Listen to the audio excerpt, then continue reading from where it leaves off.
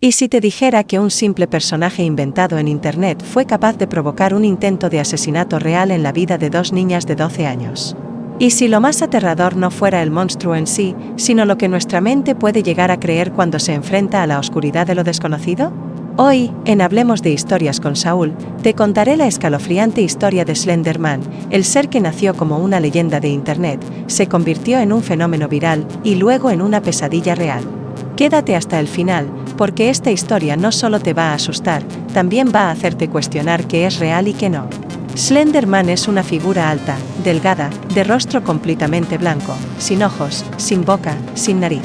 Viste un traje negro y parece una especie de entidad sobrenatural que acecha a niños y adolescentes, apareciendo en fotografías antiguas, vídeos distorsionados y relatos inquietantes. Surgió en 2009 en un foro de internet llamado Something Awful, donde los usuarios participaban en un concurso para crear imágenes paranormales falsas. Un usuario llamado Eric Knudsen, bajo el alias Víctor Surge, subió 2 fotografías manipuladas de un grupo de niños en blanco y negro. En el fondo, apenas visible, estaba una figura humana demasiado alta, sin rostro. El texto que acompañaba las imágenes decía que varios niños habían desaparecido justo después de que esas fotos fueran tomadas. El mito de Slender Man acababa de nacer. Pero lo que comenzó como una broma se transformó rápidamente en algo mucho más oscuro. La figura de Slender Man se viralizó a una velocidad increíble. Creepypastas, relatos de terror creados por usuarios en Internet, comenzaron a multiplicarse con historias que hablaban de cómo Slender Man perseguía a sus víctimas, las manipulaba mentalmente y las obligaba a cometer actos terribles. Algunos decían que se aparecía en los bosques. Otros, que podía interferir con dispositivos electrónicos. Incluso se decía que Slender Man tenía tentáculos que salían de su espalda y podía desaparecer a voluntad. La leyenda se expandió como un incendio en la mente colectiva de la red, hasta que dejó de ser solo un personaje ficticio. Y aquí es donde la historia se vuelve realmente aterradora. En mayo de 2014, en Waukesha, Wisconsin, 2 niñas de apenas 12 años, Morgan Heiser y Anissa Wae, llevaron a su amiga Peyton Leutner a un bosque. Después de jugar durante un rato, Morgan sacó un cuchillo de cocina y apuñaló a Peyton 19 veces. Las niñas no lo hicieron por odio, ni por venganza, ni por locura repentina. Lo hicieron, según dijeron, para demostrar su lealtad a Slender Man. Afirmaban que si no cometían el asesinato, Slender Man vendría por ellas, o incluso por sus familias. Pensaban que, al matarla, podrían convertirse en sus sirvientes y vivir con él en su supuesta mansión oculta en los bosques de Wisconsin. Peyton, increíblemente, sobrevivió. Aunque fue apuñalada en brazos, piernas y torso, una de las heridas a solo milímetros del corazón, logró arrastrarse fuera del bosque y fue encontrada por un ciclista que llamó a emergencias.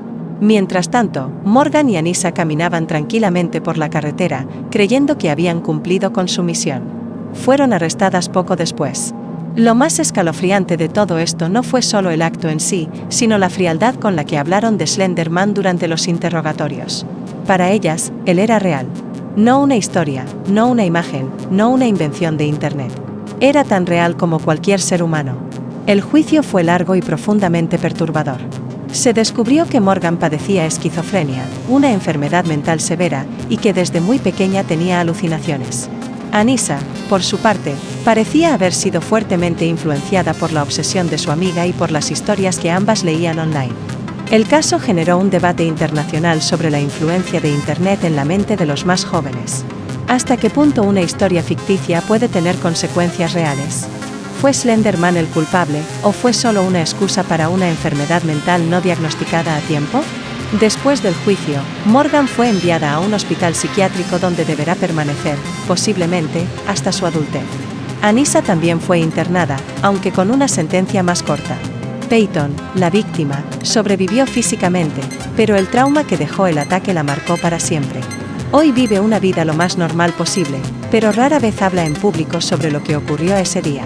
Y mientras tanto, la figura de Slender Man siguió rondando Internet. Películas, videojuegos, libros y documentales continuaron alimentando su leyenda. Pero ahora, cada vez que se menciona su nombre, no es solo una historia de terror, es una historia real, con sangre, con consecuencias, con vidas arruinadas. Y aquí es donde viene la lección. Slender Man no existe, o al menos no en el sentido tradicional. No camina por los bosques ni acecha niños. pero sí existe en otro plano, en nuestra mente. En nuestra necesidad de creer, de buscar sentido, de dar forma al miedo. Cuando el terror se mezcla con la obsesión y con una mente vulnerable, puede tomar forma y hacerse realidad. Esa es la verdadera lección detrás de esta historia. El horror no siempre viene de afuera. A veces nace dentro de nosotros. A veces es la mente humana la que construye sus propios monstruos. Si te quedaste hasta aquí, quiero agradecerte. No solo por ver este vídeo, sino por reflexionar conmigo sobre lo que las historias pueden provocar. No subestimes el poder de una historia bien contada, porque puede inspirar, emocionar o aterrar.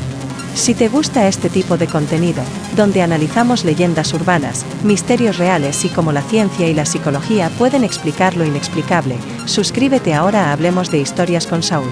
Cada día, una nueva historia que desafía la lógica y te atrapa desde el primer segundo. Dale like si esta historia te impactó, compártela con ese amigo que ama los misterios del internet y déjame en los comentarios, ¿crees que Slender Man es solo un invento, o hay algo más detrás del mito? Porque a veces, solo a veces, las historias más ficticias se vuelven demasiado reales.